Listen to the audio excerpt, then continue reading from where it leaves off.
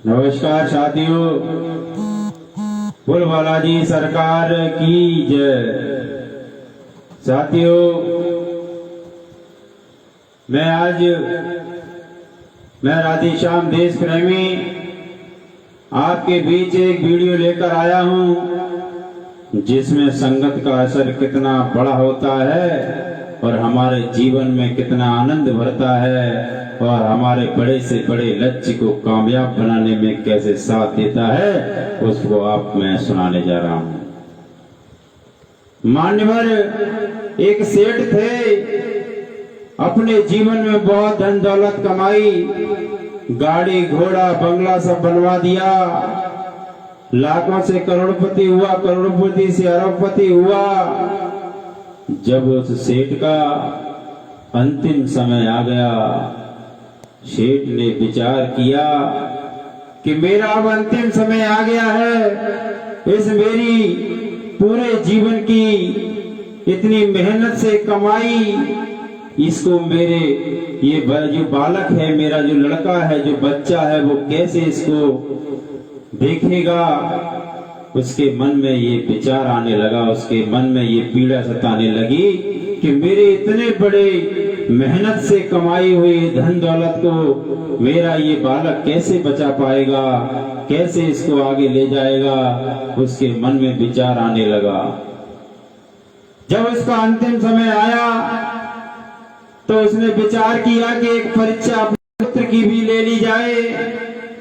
तो एक दिन अपने पुत्र को बुलाया और सेठ ने बोला, बेटा इधर आओ। तो बेटा बोला कि पापा बताएं। तो बेटा ने कहा, पिताजी आप जो भी आदेश है उसका पालन करूंगा। हुए और एक हाथ में कोयला पकड़े हुए है और हाथ में पकड़ करके आज सेठ के पास आ गया है। सेठ ने कहा कि बेटा ले आए। तो बालक बोला, हाँ पिताजी लेकर आया हूं मैं, कि दिखाओ। तो इसने एक हाथ को खोला तो एक हाथ में कोयला है और दूसरे हाथ में उसके चंदन है। पिताजी ने तो उसने फेंक दिया। सेठ बोला कि बेटा सुन, जी पिताजी बताएं कि इन दोनों हाथों को खोल करके दिखाओ। तो जैसे ही उस लड़के ने हाथ खोला तो एक हाथ में कालिक लगी हुई है और एक हाथ में चंदन लगा हुआ है। तो सेठ ने बोला कि बेटा इससे क्या सीख मिल रही है तुमको, कि पिताजी बताएं, मेरी तो कुछ समझ में नहीं आ रहा है। तो सेठ आज कहने लगा कि सुन बेटा, कि जिस हाथ में तेरे कोयला है, जिस हाथ में कालिक लगी हुई है, वो तेरे कोयला फेंकने के बाद भी तेरे हाथ में कालिक लगी रह गई। इसी प्रकार से आज मेरे पूरे जीवन की धन दौलत जो कमाई हुई है, इतना गाड़ी बंगला घोड़ा और महल बने हुए हैं, यदि तू बुरे लोगों की संगत करेगा तो ये कुछ नहीं बचेगा। और बुरे लोगों की संगत छूट जाने के बाद भी तेरे जीवन में पूरा अंधकार ही छाया रहेगा, पूरी धन दौलत समाप्त हो जाएगी। इसलिए ये पहला सबूत ये है कि काला कोयला फेंकने के बाद भी तेरे हाथ की कालिक नहीं गई है। इसलिए बुरी लोगों की संगत तेरा पीछा पूरे जीवन तक नहीं छोड़ेगी। जी पिताजी।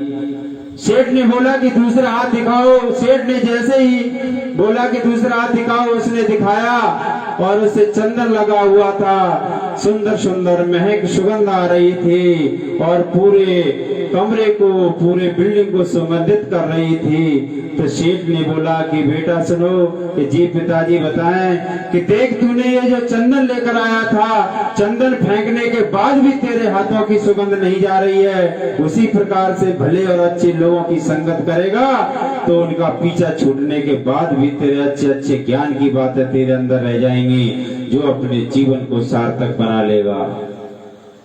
तो सेठ के जो बेटा था उसकी भली भांति समझ में आ गया कि बुरे लोगों की संगत करने से हमारा जीवन नष्ट होता है और अच्छे लोगों की संगत करने से हमारा जीवन बनता है। सेठ ने ऐसा कहकर के सेठ की राम राम सत्य हो गई। सेठ ऊपर पधार गए और सेठ के लड़के ने आज पूरे धन दौलत और उसके व्यापार को संभाल लिया, उसका जीवन धन्य हो गया और वो अपने जीवन को धन्य करते हुए, सार्थक करते हुए आज अपने जीवन में सफल हो गया।